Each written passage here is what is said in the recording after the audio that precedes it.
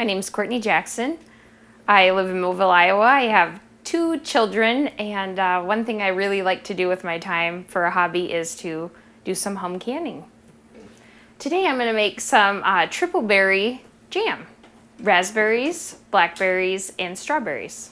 First step is to crush your berries. You don't want to get them like pureed because you don't want that in your jam. You want pieces of fruit in your jam. Get all your berries out of there.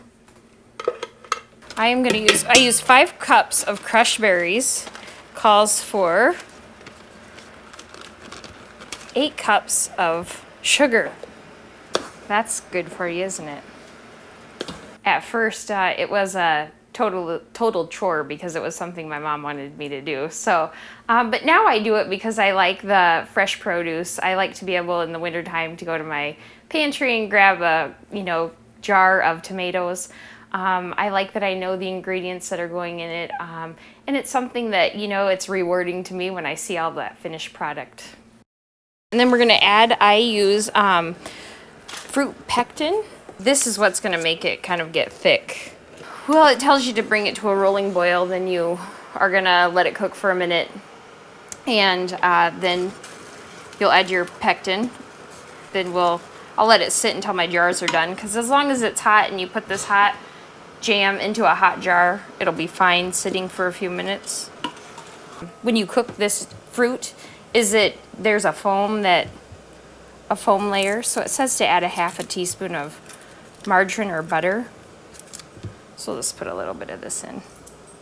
One good main thing is you probably should follow the exact measurements that the recipe gives you, because most of the time that is how you're going to have a successful batch of jam. So sterilize your jars, probably 10 minutes or so.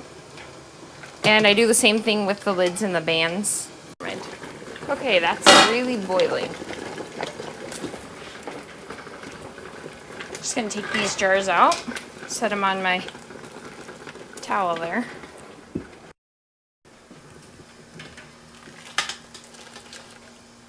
Take your clean washcloth and you wipe the rims of the jars. Make sure there's no jelly where that seal's going to be. I'm going to move this here. It's still at a rolling boil. I'm going to drop these in. You need to make certain that your water covers your lids of your jars at least an inch when you put them into this canner. So we might have to add some water. It needs to come to another rolling boil. And then cook for 10 minutes.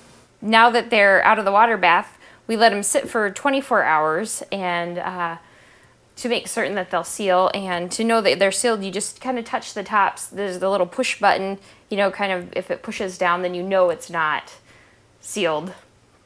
But if the indentation is down, then your jars are sealed, and they'll last, a year at least. But when you go to get your jars off the shelf, make sure that they're always sealed to make certain that it's still good. So